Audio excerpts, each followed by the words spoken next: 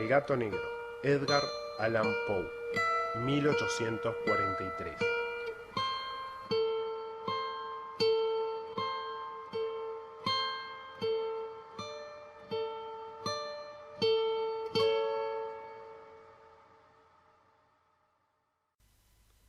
No espero ni remotamente que se conceda el menor crédito a la extraña aunque familiar historia que les voy a relatar. Sería verdaderamente insensato esperarlo cuando mis mismos sentidos rechazan su propio testimonio. No obstante, yo no estoy loco y ciertamente no lo soñé, pero por si muero mañana quiero aliviar hoy mi alma. Así que me propongo presentar ante el mundo, clara, sucintamente y sin comentarios, una serie de sencillos sucesos domésticos. Por sus consecuencias, estos sucesos me han torturado y me han anonadado. Con todo, solo trataré de aclararlos. A mí solo horror me han causado. A muchas personas parecerán tal vez menos terribles que estrambólicos. Quizá más tarde surja una inteligencia que dé a mi visión una forma regular y tangible. Una inteligencia más serena, más lógica y, sobre todo, menos excitable que la mía. Que no encuentren estas circunstancias que voy a relatar más que una sucesión de causas y de efectos naturales. La docilidad y la humanidad fueron mis características durante mi niñez. Mi ternura de corazón era tan extremada que atrajo sobre mí las burlas de mis camaradas. Sentía extraordinaria afición por los animales y mis parientes me habían permitido poseer una gran variedad de ellos. Pasaba en su compañía casi todo el tiempo y jamás me sentía más feliz que cuando les daba de comer o los acariciaba. Esta singularidad de mi carácter aumentó con los años y cuando llegué a ser un hombre, vino a constituir uno de mis principales placeres. Para los que han profesado afecto a un perro fiel e inteligente, no es preciso que le explique la naturaleza o la intensidad de goces que esto puede proporcionar. Hay en el desinteresado amor de un animal, en su abnegación, algo que va derecho al corazón, del que ha tenido frecuentes ocasiones de experimentar su humilde amistad, su fidelidad sin límites.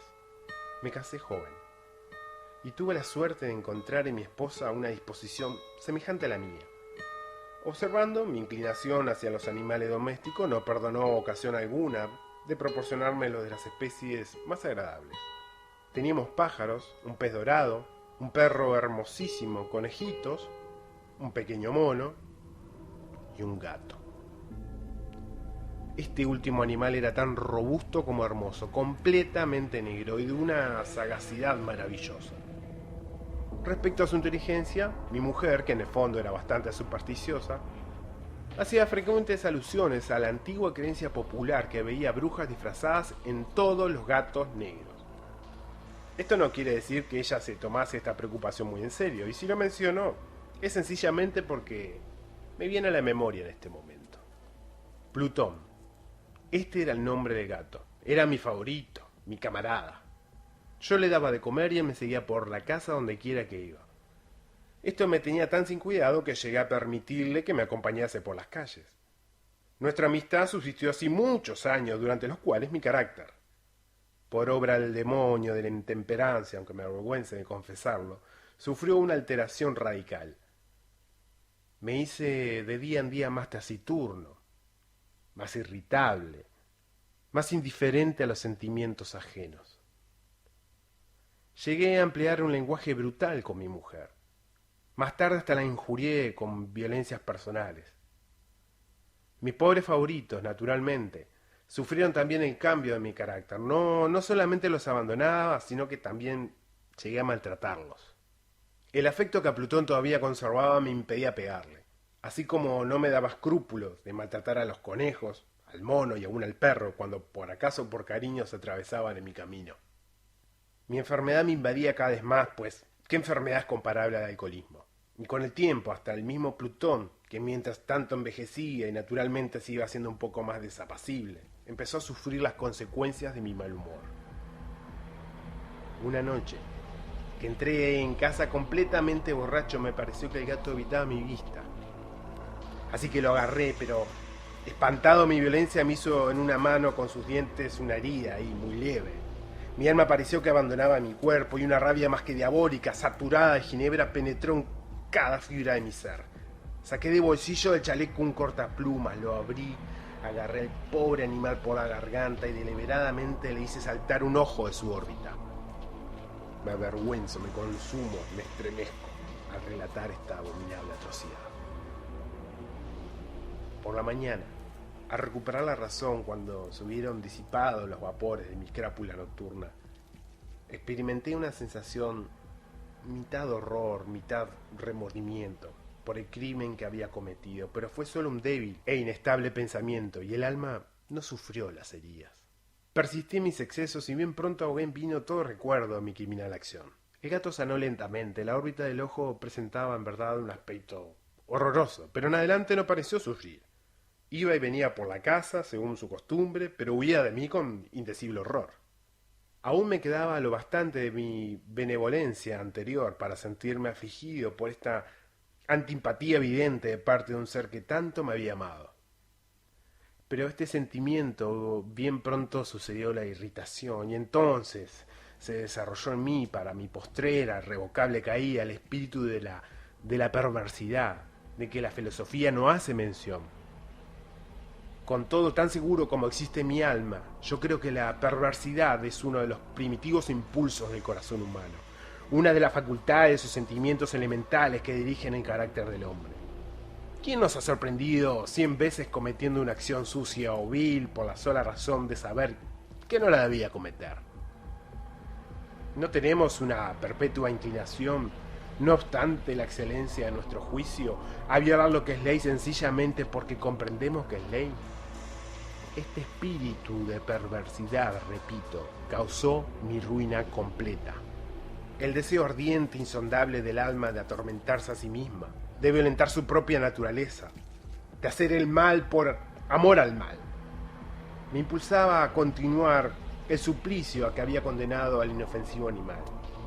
Una mañana, a completa sangre fría le puse un nudo corredizo alrededor del cuello y lo colgué de la rama de un árbol. Lo ahorqué con los ojos arrasados en lágrimas.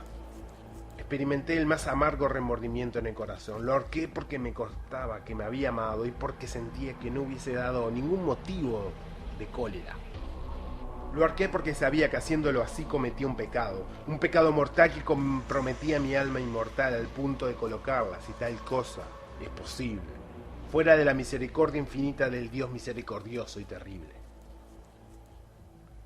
En la noche que siguió al día en que fue ejecutada esta cruel acción, fui despertado a los gritos de ¡Fuego! ¡Fuego!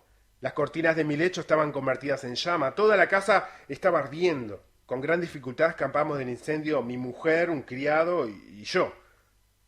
La destrucción fue completa, se aniquiló toda mi fortuna y entonces me entregué a la desesperación. No trato de establecer una relación de la causa con el efecto. Entre la atrocidad y el desastre estoy muy por encima de esa debilidad. Solo doy cuenta de una cadena de hechos y no quiero que falte ningún eslabón. El día siguiente al incendio visité las ruinas. Los muros habían desplomado, exceptuando uno solo. Y esta única excepción fue un tabique interior, poco sólido, situado casi en la mitad de la casa, y contra el cual se apoyaba la cabecera de mi lecho. Dicha pared había escapado en gran parte a la acción del fuego, cosa que yo atribuía que había sido recientemente renovada. En torno de este muro se agrupaba una multitud de gente y muchas personas parecían examinar algo muy particular, con minuciosa y viva atención. Las palabras extraño, singular y otras expresiones semejantes excitaron mi curiosidad, así que me acerqué y vi, a manera de un bajo relieve esculpido sobre la blanca superficie, la figura de un gato gigantesco. La imagen estaba estampada con una exactitud verdaderamente maravillosa. Había una cuerda alrededor del cuello del animal. Al momento de ver esta aparición, pues como a tal en semejantes circunstancias, no podía por menos de considerarla. Mi asombro y mi temor fueron extraordinarios. Pero al fin la reflexión vino en mi ayuda. Recordé entonces que el gato había sido ahorcado en un jardín contiguo a la casa. A los gritos de alarma, el jardín habría sido inmediatamente invadido por la multitud, y el animal debió haber sido descolgado del árbol por alguno y arrojado en mi cuarto a través de una ventana abierta. Esto seguramente había sido hecho con el fin de despertarme. La caída de los otros muros habían aplastado a la víctima de mi crueldad en el yeso recientemente extendido. La cal de este muro, combinada con las llamas y el amoníaco desprendido del cadáver, habrían formado la imagen tal como yo la veía. Merced a este artificio logré satisfacer muy pronto mi razón, mas no pude hacerlo tan rápidamente con mi conciencia. Porque el suceso sorprendente que acabo de relatar se grabó en mi imaginación de una manera muy profunda. Hasta pasado muchos meses no pude deshacerme del espectro del gato, y durante este periodo envolvió mi alma un semisentimiento muy semejante al remordimiento.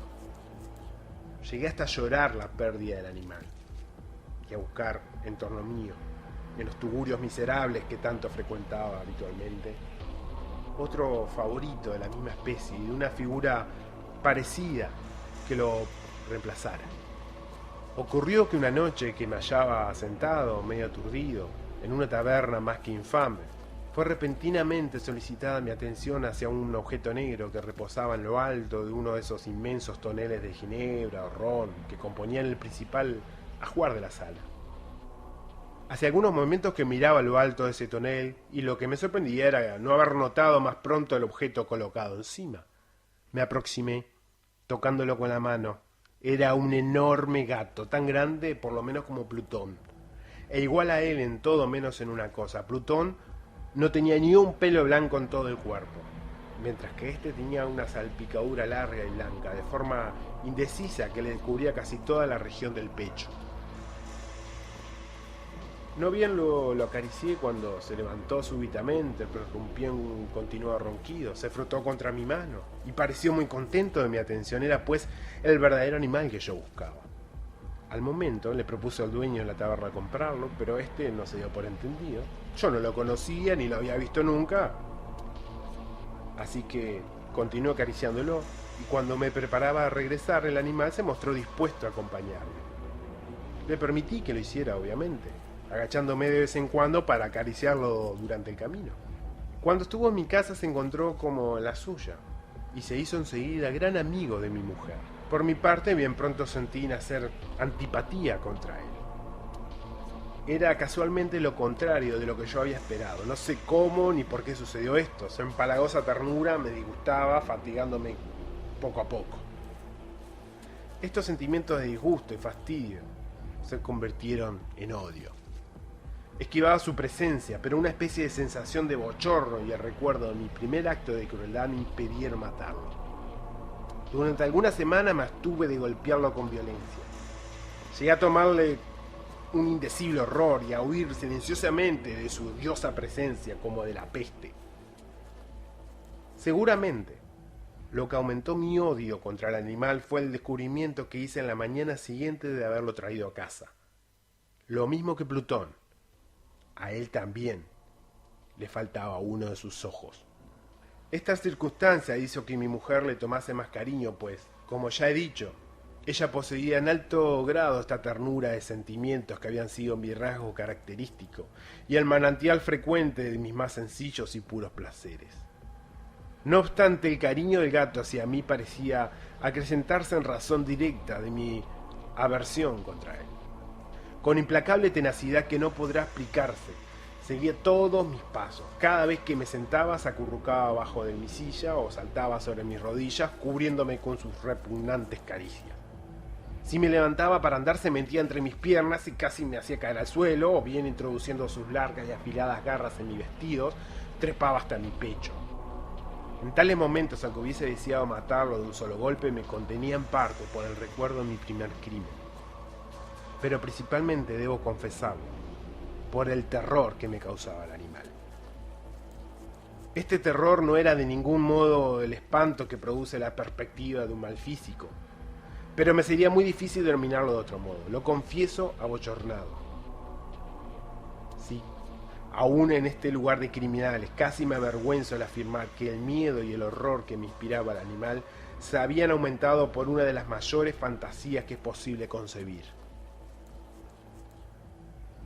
Mi mujer me había hecho notar más de una vez el carácter de la mancha blanca y en el que estribaba la única diferencia aparente entre el nuevo animal y que yo maté.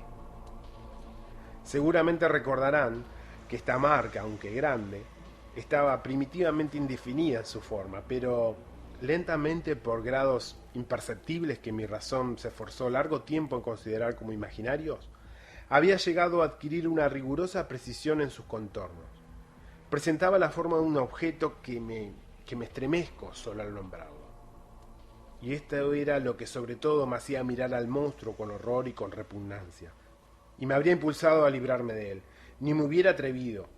La imagen de una cosa horrible y siniestra, la imagen de la horca. Lúgubre y terrible aparato, instrumento del horror y del crimen, de la agonía y de la muerte.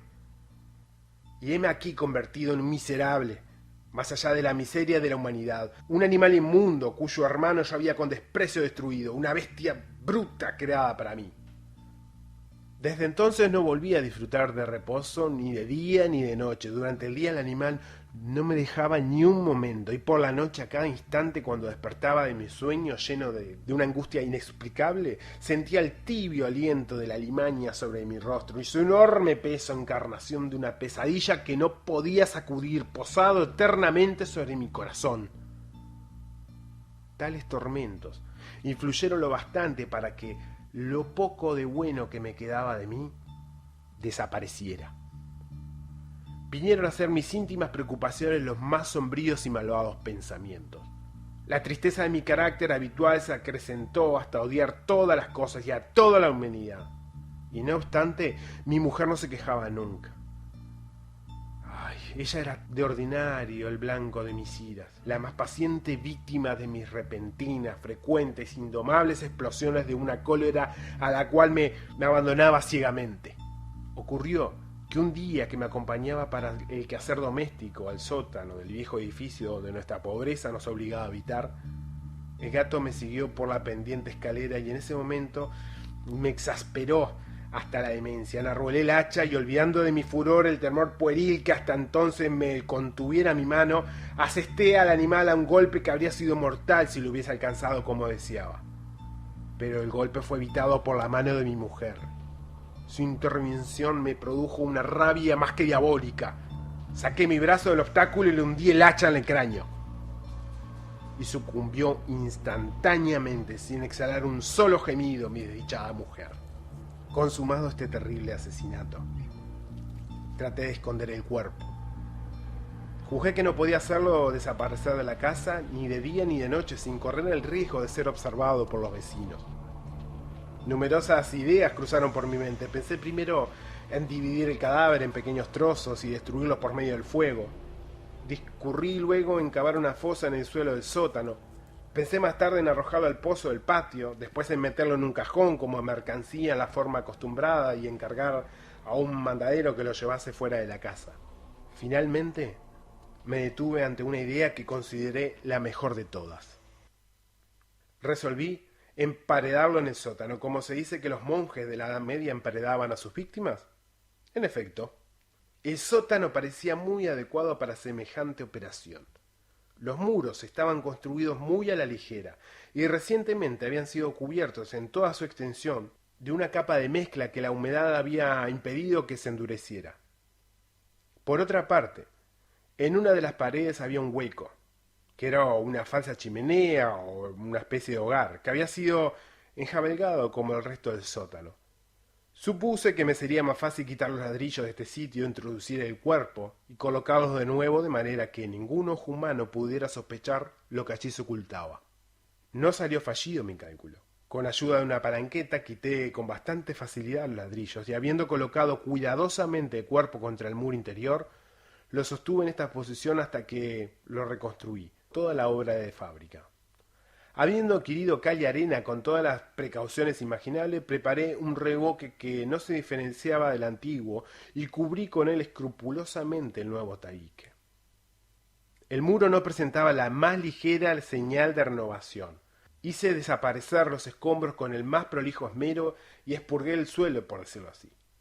Miré triunfalmente en torno mío y me dije: aquí al menos mi trabajo no ha sido perdido. Lo primero que acudió de mi pensamiento fue buscar al gato, pues al fin había resuelto darle muerte. De haberlo encontrado en aquel momento, su destino estaba decidido, pero el alarmado, el sagaz animal, por la violencia de mi reciente acción, no osaba presentarse ante mí en mi actual estado de ánimo. Sería tarea imposible describir o imaginar la profunda, la feliz sensación de consuelo que la ausencia del detestable animal produjo en mi corazón. No apareció en toda la noche, y por primera vez desde su entrada a mi casa, logré dormir con un sueño profundo y sosegado. Sí, dormí, como un patriarca, no obstante tener el peso del crimen sobre mi alma. Transcurrieron el segundo y el tercer día sin que volviera mi verdugo. De nuevo respiré como hombre libre. El monstruo, en su terror, había abandonado para siempre aquellos lugares. Me parecía que no lo volvería a ver. Mi dicha era inmensa. El remordimiento de mi tenebrosa acción no me inquietaba mucho. Cayó sobre mí una especie de sumaria que fue sobreseída al instante. La indagación practicada no dio el menor resultado. Habían pasado 4 días después del asesinato, cuando una porción de agentes de policía se presentaron inopinadamente en casa. Y se procedió de nuevo a una prolija investigación. Como tenía plena confianza en la impermeabilidad del escondrijo, no experimenté zozobra. Los funcionarios me obligaron a acompañarlos en el registro, que fue minucioso en extremo. Por último, y por tercera o cuarta vez, descendieron al sótano. Mi corazón latía regularmente, como el de un hombre que confía en su inocencia. Recorrí de uno a otro el extremo del sótano, crucé mis brazos sobre mi pecho y me paseé afectando tranquilidad de un lado para otro. La justicia estaba plenamente satisfecha y se preparaba a marchar. Era tanta la alegría de mi corazón que no podía contenerla. Me abrazaba el deseo de decir algo, aunque no fuese más que una palabra en señal de triunfo, y hacer indubitablemente la convicción acerca de mi inocencia. «Señores», dije al fin, cuando la gente subía la escalera, «estoy satisfecho de haber desvanecido vuestras sospechas. Deseo a todos buena salud y un poco más de cortesía. Y de paso, caballeros, vean aquí una casa singularmente bien construida». En mi ardiente deseo de decir alguna cosa, apenas sabía lo que hablaba.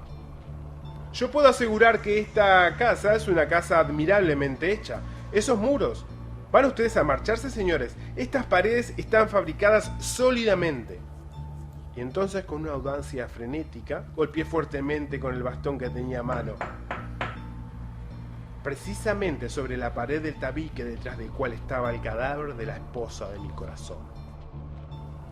«A que a menos Dios me proteja y me libre de las garras del demonio». No se había extinguido aún el eco de mis golpes cuando una voz surgió del fondo de la tumba, un quejido primero, débil y entrecortado como el sollozo de un niño, y que aumentó después de una intensidad hasta convertirse en un grito prolongado, sonoro y continuo, anormal y antimano, un aullido, un alarido a la vez de espanto y de triunfo, como solamente puede salir del infierno, como horrible armonía que brotase a la vez de las gargantas de los condenados en sus torturas y de los demonios regocijándose en sus padecimientos.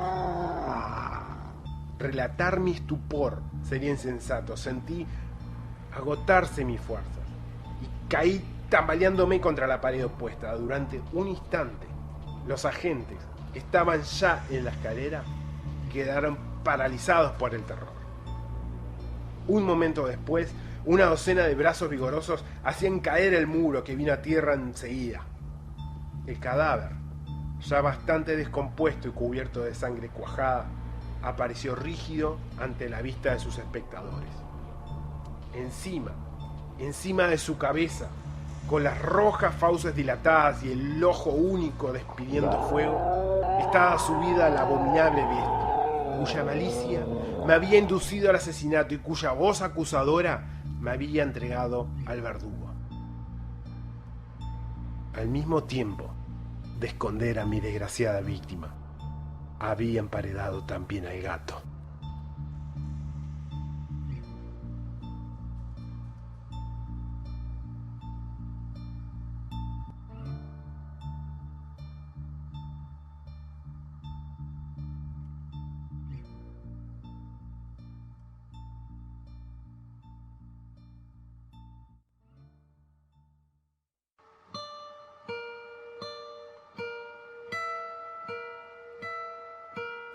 El gato negro, Edgar Allan Poe, 1843.